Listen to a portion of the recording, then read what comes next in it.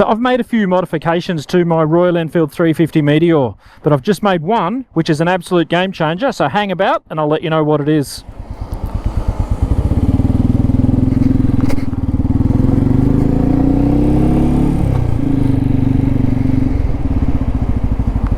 So I've had this Royal Enfield Meteor for about 4 years now, and it's my daily. I love it. I think the Meteor is the best bike in the J Series platform. And they're all good bikes, but this one just suits me. I love the size of it. It feels like a substantial bike. I love the sound.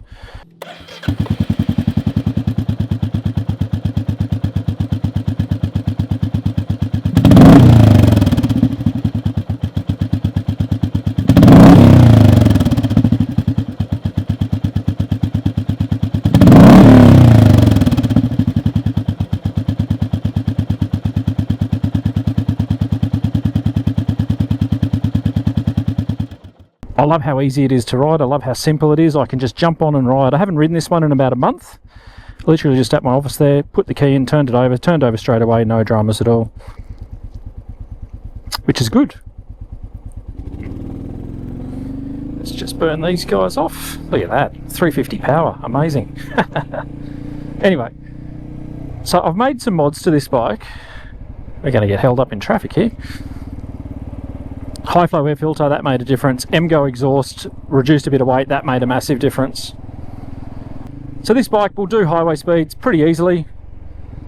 Doesn't want to do much more than 110, 115, but you know, speed limit anywhere where I am is 110 anyway, so that's fine. But it's not the sort of bike you want to be sitting on freeways for a long time. But I heard that TEC Bike Parts put out a performance camshaft. And I thought, you know what, it's my bike, I can do what I want with it. Let's stick one of those in and see how it goes. So that's what this video is about. How does the TEC Performance Camshaft go in the Meteor 350? And you can put that camshaft in all of the 350, so it's not just the Meteor. First jumping on it after putting in the camshaft, my ride was back from Motociclo, so John from Motociclo put in the camshaft for me. First ride back, I got to be honest, I didn't really notice much of a difference. I was really just riding back to work, cruising down through Newtown there. I was like, yeah, okay, don't really notice any difference. Didn't notice any negative low performance, so that was one thing I was worried about, that it would reduce a bit of torque, but it certainly hasn't. So yeah, that first ride was like, oh yeah, really hasn't made a difference to the bike. So I was like, oh well, it's a mod that I've made and whatever. Let me get through here. Second time I rode it, and that's what I'll be able to show you up here, I jumped on the freeway, and that's where it made a massive difference. Not so much getting up to speed, but just maintaining 110, 100, 110 at a really relaxed feel to the bike. Now the roads I'm going on here aren't 110, they're 80, 90 and 100, but you'll get the feel. I'll have plenty of throttle left if I need it. You can see here, pulling uphill, third gear, 60 k's an hour, got heaps, like there's no dramas with the throttle at all, and no dramas with the low end torque, and that was my main concern, was that I was going to have a negative impact on the torque of the bike.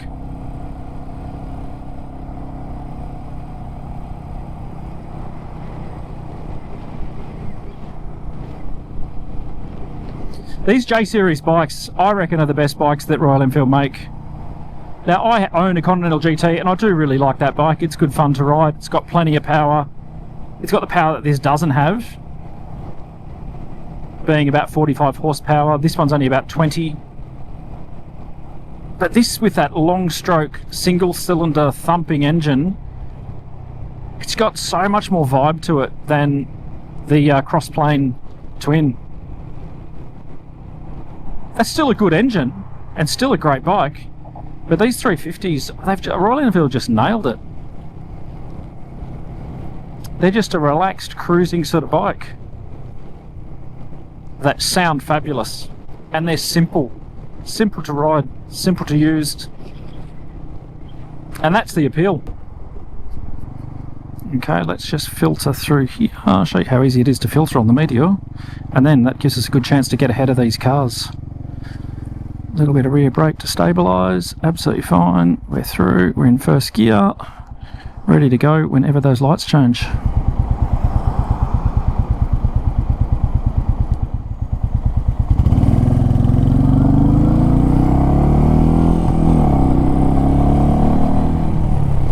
So I've just pulled easily away from those cars. I'm up to 60, that's the speed limit through here, and there is a speed camera somewhere, so let's just stay at 60. And then a little bit further on it goes to 80 and then 90. Heaps of throttle left, heaps of torque. So this camshaft has not affected the torque. And you'll see it here where I roll on when we get into the 80 zone. We'll literally just roll up to 80. Okay, we're away now. I mean, it's fine. Plenty of power to pull through there. Sit in 5th gear and this bike will cruise all day at 80, 90, 100 k's an hour. So super impressed with the TEC Performance Camshaft. So what does it actually do? So the camshaft, the TEC Performance Camshaft and all performance camshafts, it leaves the valves open longer and they open a little bit further. So it improves your air-fuel mixture on inlet and exhaust.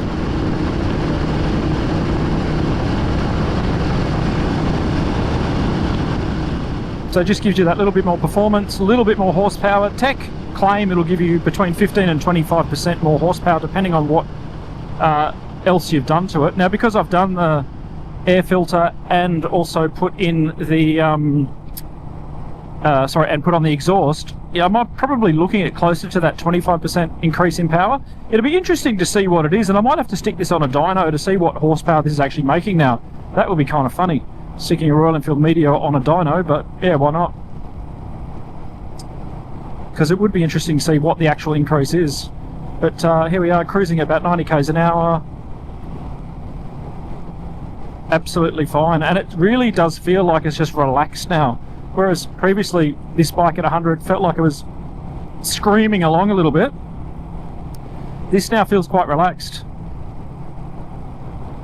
And importantly, still really enjoyable to ride.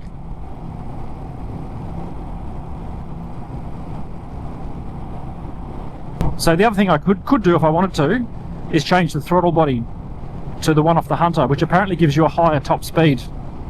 Not sure I'll do that. I'm kind of happy with it the way it is. I like the character of the way this bike is.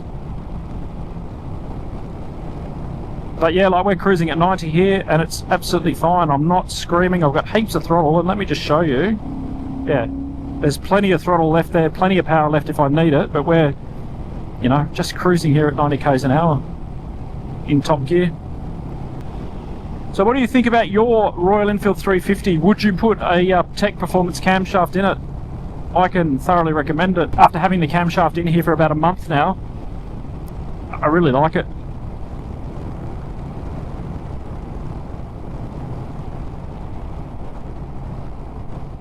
And it hasn't changed the character of the engine at all. In fact, it's made it better. So if you're after any parts for your Royal Enfield 350 or 650, we have a stack of parts from TEC Bike Parts available and more coming in. And exciting news, we're not only going to be stocking the TEC Bike Parts for Royal Enfields, we're about to start stocking them for BSAs as well, because really excitingly, Leask Moto Imports are going to start importing BSAs into Australia, and they're they'll be the distributor. So I've spoken to Jeff at Leask, done a little interview with him. There's an article coming up about what they've got planned. Got to say, some really exciting things with those guys. Really, really good news, because that's a bike I never thought would come to Australia, and I think it looks amazing. And being a 650 thumper, I reckon I'm going to love it. So that's the Gold Star I'm talking about, and the Scrambler version, and they've also got the new 350. And there's another 350 Scrambler or adventure bike coming as well. So yeah, nice little range of BSAs coming out. So really looking forward to getting our hands on those, probably some point towards the middle of the year.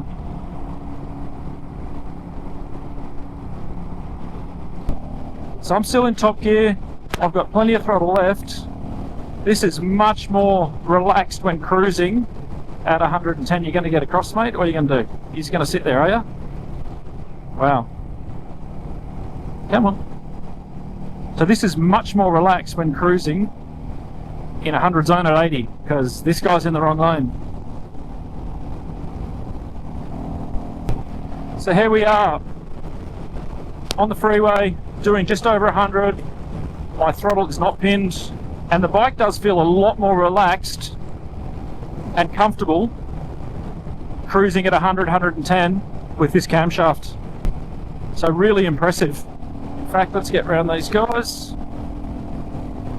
So you can see there, plenty of power to overtake. Having said that, you really do need to plan your overtakes. It's not going to be Panigale like acceleration. You do need to plan it.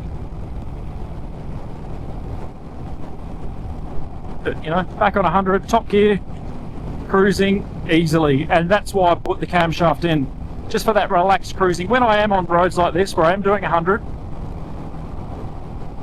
and it's not like I do this all the time on this bike, but I've got a few stretches of road where I do need to. Now, I haven't got the Fuel X in this, but that's something I can put in, either a Fuel X or a Fuel X Lite. I'm actually not sure I need to. The throttle still feels smooth, so I'm not sure I need to do that. I may still do it at some point in the future just to check it out, but at this stage I think I'm happy with what I've done to this bike so far, mechanically and cosmetically. I'm happy with the mirrors, I'm happy with the levers, tail tidy, all that sort of stuff. Still a fun little bike to ride with just so much character and charm. It's just charming is what it is. And all the Royal Enfield 350s are charming. Love the Goan when we just had that. That thing was great fun. And very similar to this, but I still think the Meteor is the best in the J-Series lineup. And I think it's the most underrated in the J-Series lineup. The Classic seems to get a bit more love, the Bullet seems to get a bit more love. But the Meteor, for me, it's the sort of hidden gem. So which Royal Enfield 350 do you own? And why did you buy it? Let me know in the comments. So let's just see how this bike pulls up this hill here. I know when I had the original Meteor for review, it actually struggled a little bit up this hill, but it was a brand new engine. And one thing I've noticed with these engines is, I said it in the Goan video, the more Ks you put on them, the better they get. Now this one's got about 15,000 Ks on it now, so it's well and truly run in. The bike's nice and loosened up. I need to watch my speed because it's I'm doing 90. So let's just get across and slow down a bit. Oh no, okay, there's a truck. Anyway, we'll stay in this lane. See if we can pull uphill. No, we'll get across. So we're uphill, we're pulling, absolutely fine. Fourth gear, no, we're in fifth gear.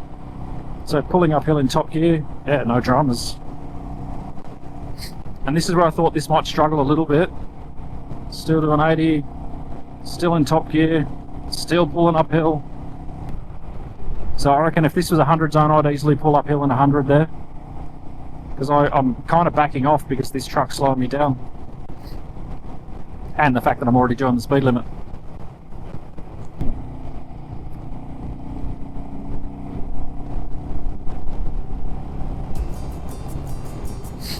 So to whoever commented on the Goan video, how does it go pulling uphill in top gear? No dramas. So thanks for watching this video. If you liked it, give us a thumbs up and let us know in the comments, what do you love about your Royal Enfield 350 or 650, or, you know, any low capacity bike that you may own. What do you love about it? For me, the simplicity and the fact that it's just a fun bike to ride. That's what I love about my Meteor. That's it for today. Bye for now. See you later.